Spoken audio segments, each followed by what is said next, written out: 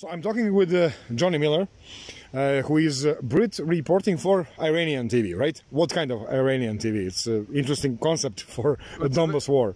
Iranian state TV reporting in English, so... It's like Iranian RT, it's right? Like English-speaking RT, yeah. It's Iranian RT, yeah.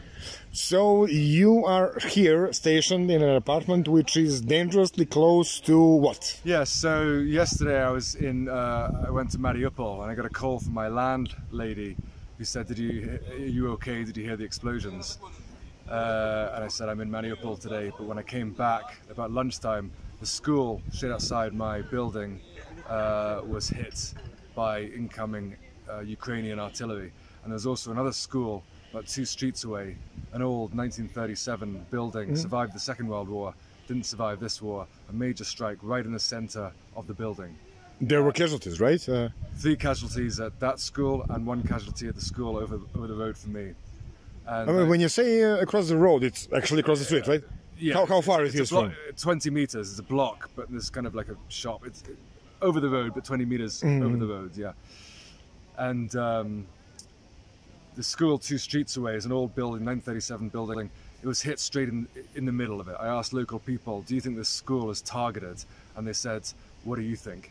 It's a large symmetrical building, and it was struck right on the doorstep, if you want, right in the middle. 3 people were killed. Luckily, the children were not there. It's been said as well that the last 2 days there's been examinations supposed to be taking place in these schools, and some local people think that that's why they struck these schools, because they thought the children may well be at the schools then, because most schools, students study from home at the moment, as you know, because of this exact problem. It affects the schools. But the only attacks in the center of Donetsk yesterday, 2 schools, and there was 1 strike, I think, at the prosecutor's office as well, but 2 schools, and they were specifically targeted. I mean, it might be a stupid question, but I have to ask.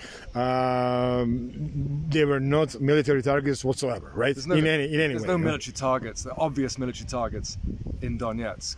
You see a few people walking around in khaki, men in camouflage gear, military fatigues, men and women, but there's no obvious military. There were 2 schools struck directly. I mean, nobody. I mean, you live there. You know, nobody is. No military is hiding in that school or the other one, right? There's no. Yeah, the children are off. There's no military around. And there's only 2. How long are you here? I've been here 2.5 weeks. 2.5. Yeah. So you will probably see some military presence there. There's no presence there. It's 2 schools directly hit. And so you have to ask the question why. I mean, I asked local people, why are these schools hit? And they said they just want to kill people in Dombas. The other reason you hear is just out of spite. They have these weapons, they just want to attack.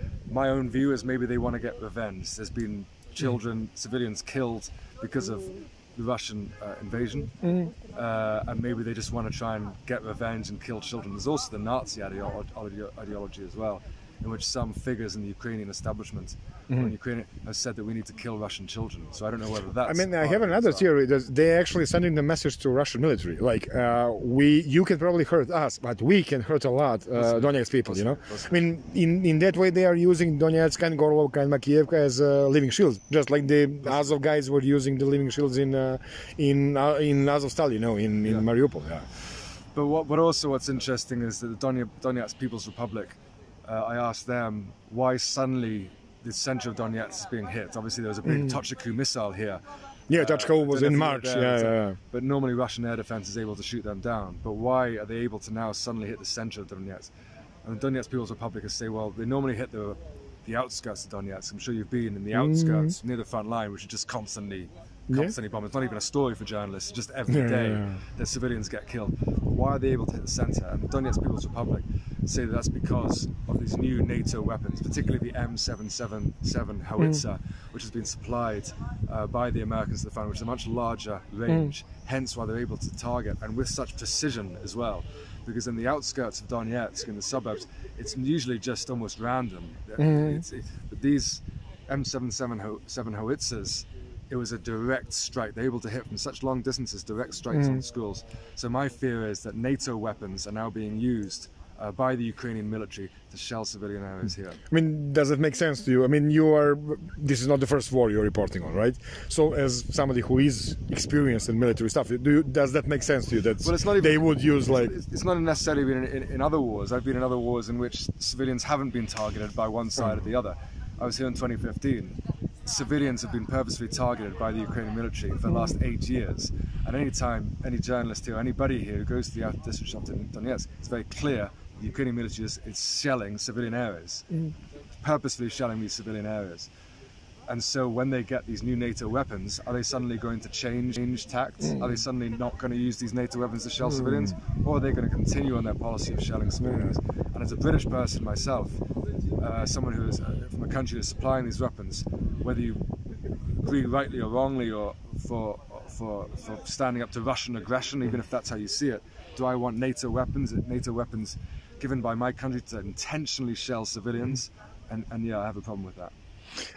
Am I crazy to notice a bit of a difference in your attitude toward the war here compared to the first day you came here? I believe I was among the first persons you got in contact with, right? When you came here, yes. And I think that you are slightly more associated with Dombas right now. I mean, well, listen, I'm a journalist. It's my job to report what is happening here. But do I have some understanding and respect for the people of Dombas and understand why they are trying to break away now from Ukraine? Yes, I do understand that. For the last 8 years, they've been shelled by Ukrainians. The ultra-nationalist Ukrainian government has been trying to stamp out the Russian culture here. There's a huge statue of Lenin in the main square, a statue of Pushkin outside the Drama Theatre. These people are Russian people. And the ultra-nationalist Ukrainian government is trying to stamp out Russian culture here.